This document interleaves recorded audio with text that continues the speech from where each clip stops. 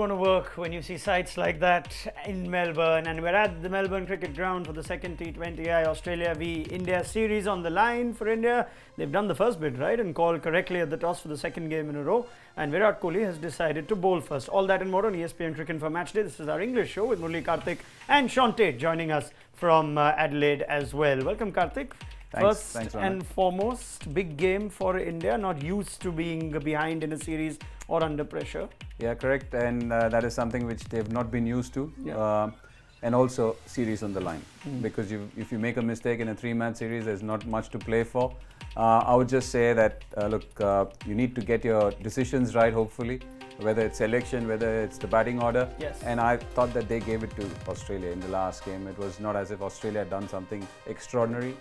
With the kind of team which we had, we should have definitely made better decisions. You've teased it up because that is also a first point of conversation, that Virat Kohli has once again decided not to play the leg spin of Yuzvendra Chahal. We will talk about that, but time to say hello to Sean Tate too. And while India aren't used to losing, I say this with such a heavy heart that Australia aren't used to winning, and they've won one, so they should get back to familiar territory. You guys. Fair enough. Justin Langer did say, though, enough is enough. We've had enough, and we needed that win to just change things around. Well, maybe so, but you got to be careful what you say, because they might lose tonight and lose the next game, and all these words don't matter. But yeah, I suppose he's right. He's had enough, and all the criticism that they've been copying, and the only way to do it is the only way to prove everyone wrong is perform and win games, and they're on the right track at the moment. So. Yeah, all right. A lot of emotion from the Australian coach at maybe perhaps the manner of that victory in Brisbane. But let's focus on the game at hand. They won the toss of India. Virat Kohli is going to bowl first, and he's not going to have Yuzvendra Chahal bowling because he's stuck with the exact same team that went down a couple of nights back in Brisbane. So that's the team for you. And we thought, Murli, Karthik, you said it time and time and time again that you have to find room for Chahal in this team, whether it comes in place of Krunal Pandya or whether it even comes in place of Khalil Ahmed, and India be bold enough to play three spinners at a big MCG. It's not happened.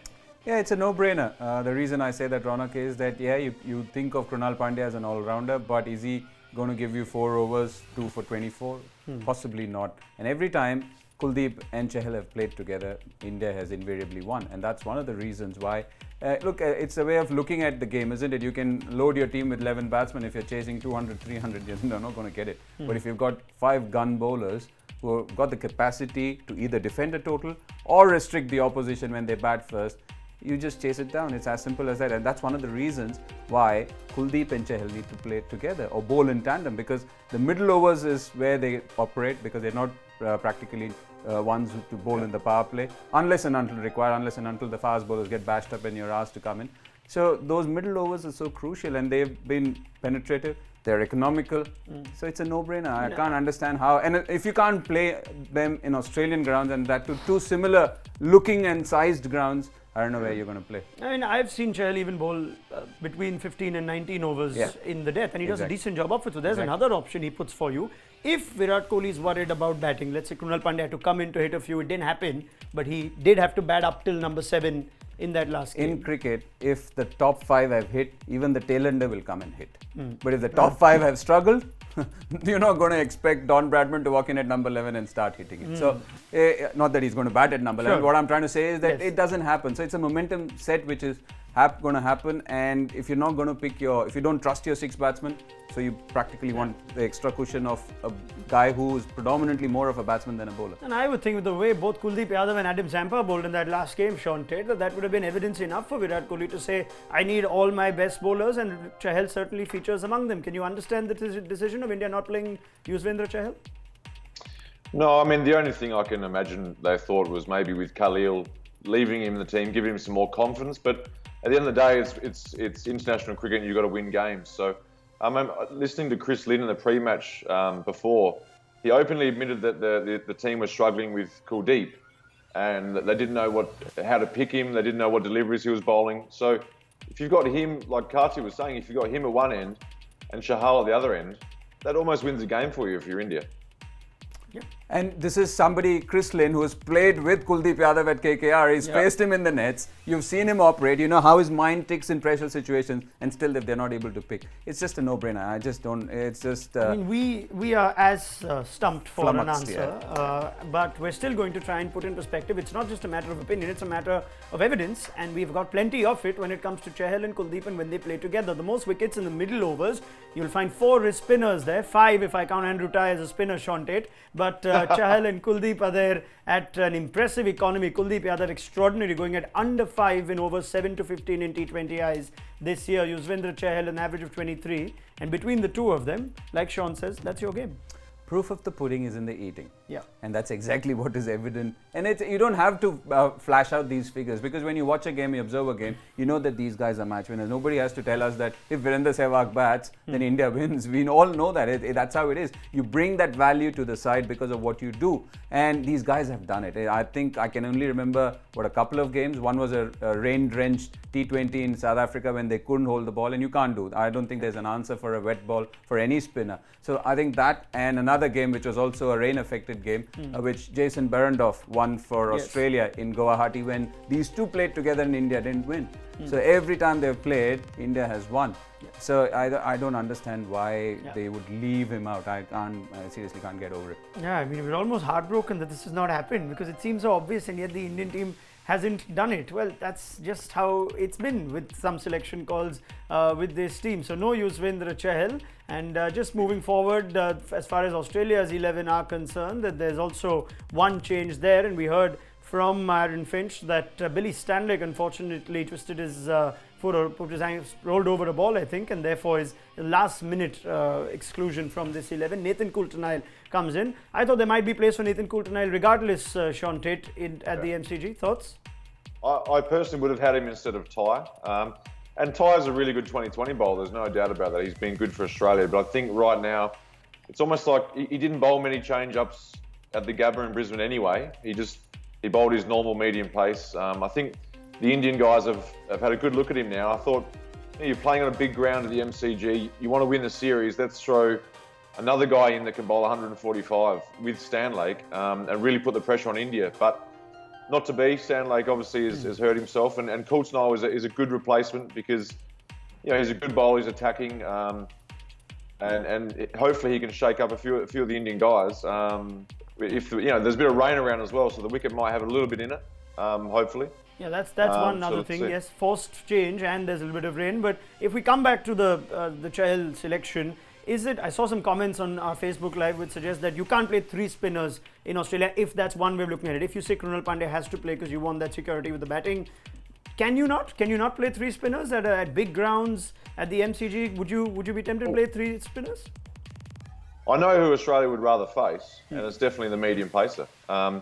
Everyone knows Australia struggle with spin. So if you've got the strength in your armoury, why don't you use it? If you've got the weapons there, use them. I think if you're Australia, if you're bowling to Pandya, you're not too worried about him, I don't think. Famous last words, but you're not too worried.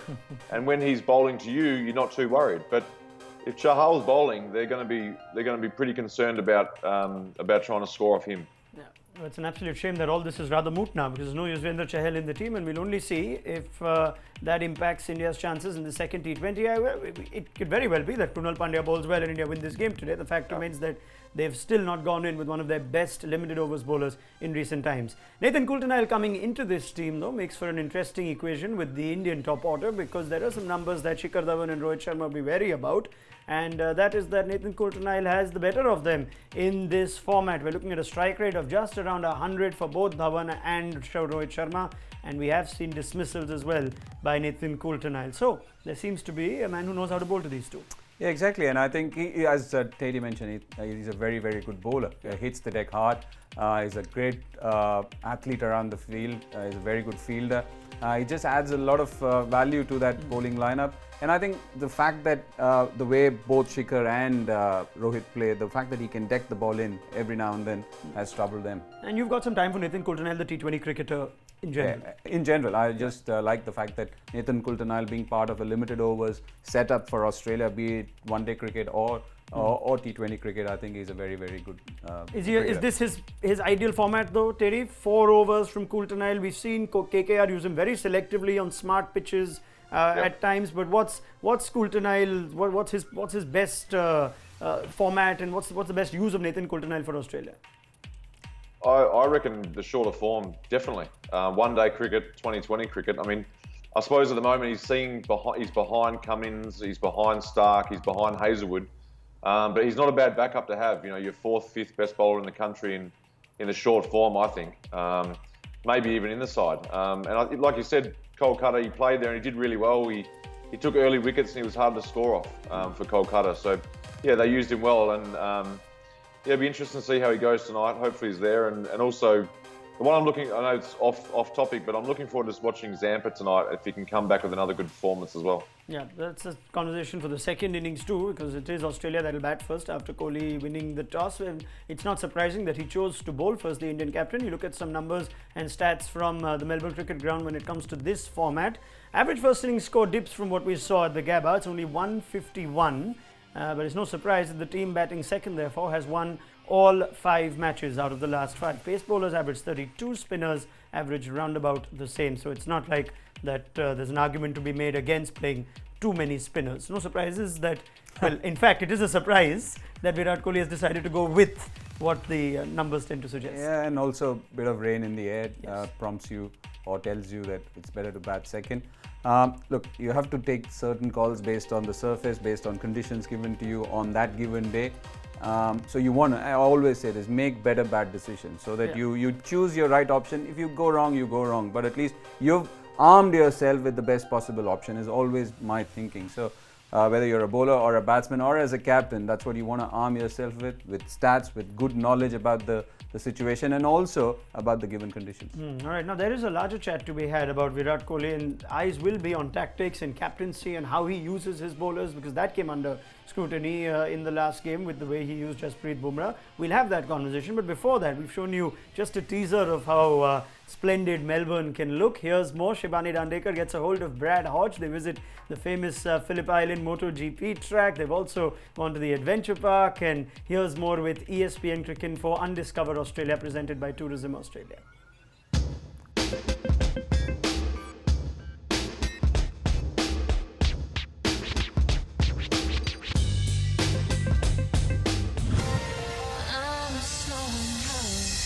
Melbourne, home of the MCG and venue of the second T20I of this incredible series. I, meanwhile, decided to explore a different sort of sport at the famous Phillip Island MotoGP track. Let's check out some go-kart action. I think I need to get in one of these. What do you think?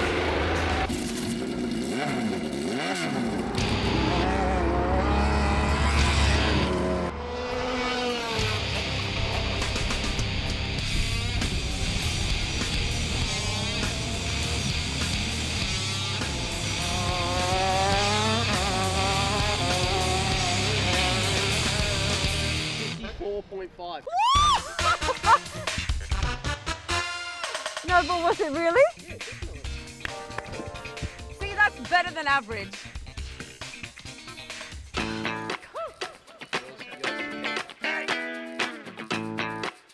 "54 seconds. What a champ. Don't you think?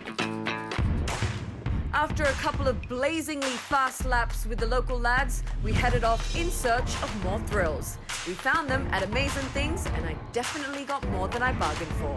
Okay, this is a mirror maze, and it's really hard to tell which way I can actually go. Okay, so I can't go that way. Okay, but what if I get lost? Will you come get me? All right, guys, I'm about to show you some magic. It doesn't get better than this, so pay attention. You ready? Come with me. Oh! I'm about to show you guys some magic. This is going to be really special, so I want you to pay attention. You ready? Abracadabra! Aha.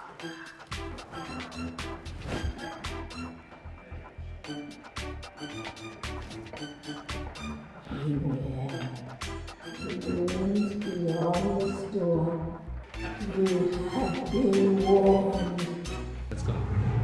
Oh shit. Ronnie will take the red. I'm really scared of this.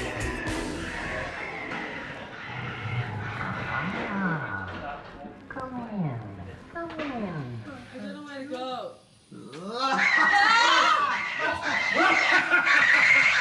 Oh! Jesus! Oh my god. I'm dead. Is it done? Is it over? Please tell me it's over. If you look on the pictures here, this is what happens to magicians. They disappear too often. They get fainter and fainter, and then he virtually disappears. So when you...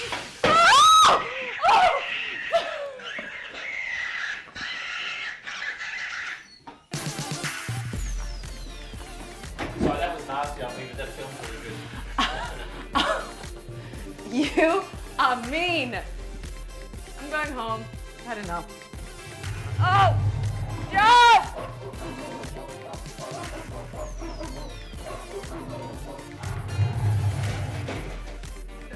That was scary. We'll definitely be sleeping with the lights on for a while after this one. And if I ever make it out of this ridiculous maze, I'll see you guys in Sydney for the next match.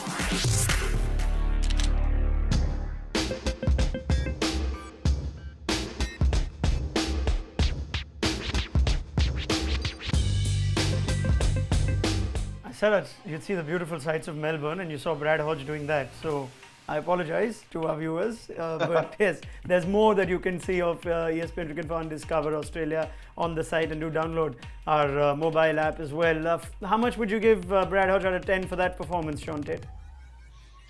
Not many, but are you telling me that in the city of Melbourne, the great city of Melbourne, that all you can do is go in a room full of mirrors and have creatures jump out?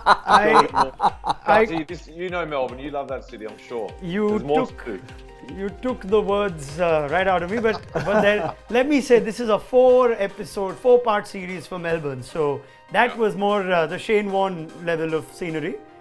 We'll get to the common man's scenic views in a bit. But yes, and yes, you're just building it all up for Adelaide to take the cake. So I know what you're doing here. Anyway, let's focus on the game itself. Virat Kohli, plenty of questions on how he manages his bowlers. How would you like him to take things differently to give India a better chance while they bowl down? Look, you need to assess again the situation as a captain. There's no set rule, set pattern. Obviously, you know that who are the guys who can hurt you really badly. Aaron Finch at the top, Chris Lynn, the way he goes about it, and also Glenn Maxwell later on. Let's throw that immediately. Jasprit Bumrah, Glenn Maxwell, Chris Lynn, as the players make their way out. This was the conversation we were having, that they only bowled one ball to Bumrah and Maxwell, but the rain did come down. But if the wickets fall early, these two come in, you want to see Bumrah go on, even if it means get a few overs. Yeah, you just have to have a crack at them at least for 1 over, because you only have 4 overs. Obviously, he's going to bowl 2 in the first 6 overs, and you've got 1 for his death as well. So if you don't have the option of Chahal, then at least use Bumrah against one of them. All right, many thanks Murali Karthik and Sean Tate. Get your thoughts at halftime as the players already make their way to the MCG. We thought there's a bit of rain around, but it is an on-time start. Download the ESPN Cricinfo mobile app for ball-by-ball updates, and we'll see you again in the mid-innings show for ESPN Cricinfo Matchday.